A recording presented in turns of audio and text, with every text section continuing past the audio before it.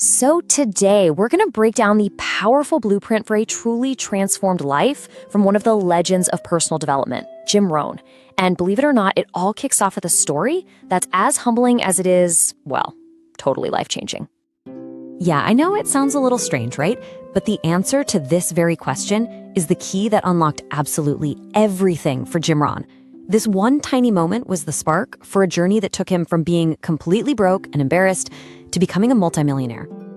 This is the moment everything changes. This is the sound of hitting rock bottom, of making a promise to yourself when you feel that deep sense of shame. This one sentence, born from a super simple encounter, became the foundation for a whole new life. Okay, so let's set the scene here. Jim Rohn is 25 years old. He'd done all the right things, a year of college, got married, had a family, but financially, he was just treading water. He had this awful sinking feeling that every single year, no matter how hard he worked, he was actually falling just a little bit further behind. And then there's a knock on the door. It's a little Girl Scout, and she's giving the sales pitch of a lifetime for a $2 box of cookies. Now, Ron really wanted to buy them, but he had a huge problem. He literally did not have $2. The embarrassment was so intense that he lied. He told her he'd already bought plenty of cookies.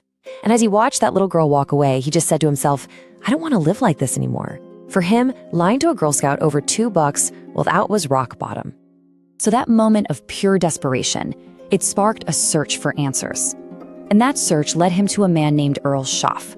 Now, Schaff was this wealthy but really approachable guy who became his mentor. And over the next 5 years, he taught Rohn a few secrets that sound simple on the surface, but they completely alter your life. The very first one changed everything. And here it is. This is the fundamental truth that Show-Off shared. We get paid for bringing value to the marketplace. It's a simple idea, right? But it's so revolutionary because it shifts your entire focus. Suddenly, it's not about blaming the economy or your company or your boss. It all comes down to the value that you create and bring to the table. And this right here really captures the crucial difference his mentor taught him. See, if you work hard on your job, you'll make a living, and that's fine. But if you work hard on yourself, on your skills, on your knowledge, on the value you can offer, that's how you can make a fortune. One path has a ceiling, the other is absolutely limitless. This quote just reframes the entire idea of achievement, doesn't it? You don't chase success, you don't hunt it down. You attract it by the person you become, by developing those valuable skills, by becoming a more capable, knowledgeable person. Opportunities just naturally start flowing your way. So the big question is, how do you become that attractive person? Well, Rohn broke it all down into 5 major pieces for life. Let's dig into the first 2, which are basically the internal software that runs everything else, your philosophy and your attitude. Okay, so your philosophy is like your personal guidance system, and you fine-tune it by learning from what other people have already gone through. First, pay attention to what you see. Success and failure both leave clues, you just have to look for them. Second, be super selective about what you hear. You have to curate the voices you let into your head. And third, you have to read. Read the books that will help you become the person you're trying to be. It's an active process. You're literally building your own philosophy. Next up is attitude. And Rohn's take on this is so simple and powerful. The past is a classroom, not a hammer to beat yourself up with. Learn the lesson, for sure, but then turn your focus to the future. That's where all the inspiration is. A future that you design yourself by setting clear, exciting goals that literally pull you forward.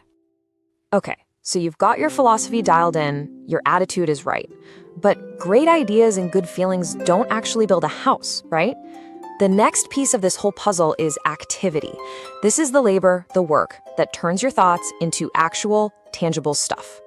Rohn points to this ancient, really powerful formula for productivity. It's a rhythm for turning nothing into something. And it all starts with 6 days of labor, followed by 1 day of rest. And he was really clear about this ratio. It's not 5 and 2 like a typical work week. It's a deliberate cycle. 6 days of intense, focused effort, followed by 1 day of strategic rest and reflection. And this is why that 6-to-1 ratio is so critical.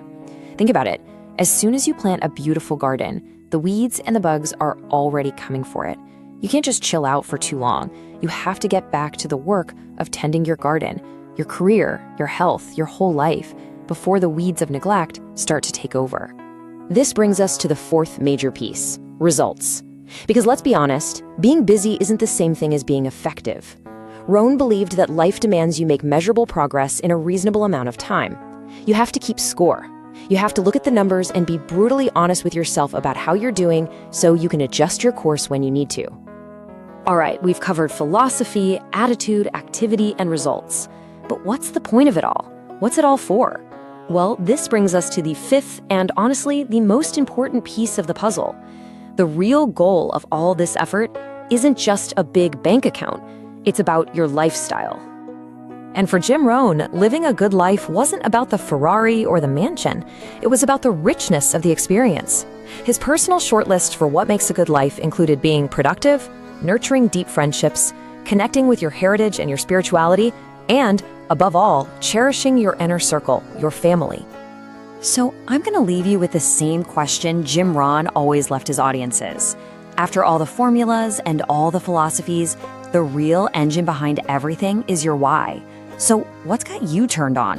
What gets you out of bed early, excited and eager to face the day? That is the question that's really worth pondering.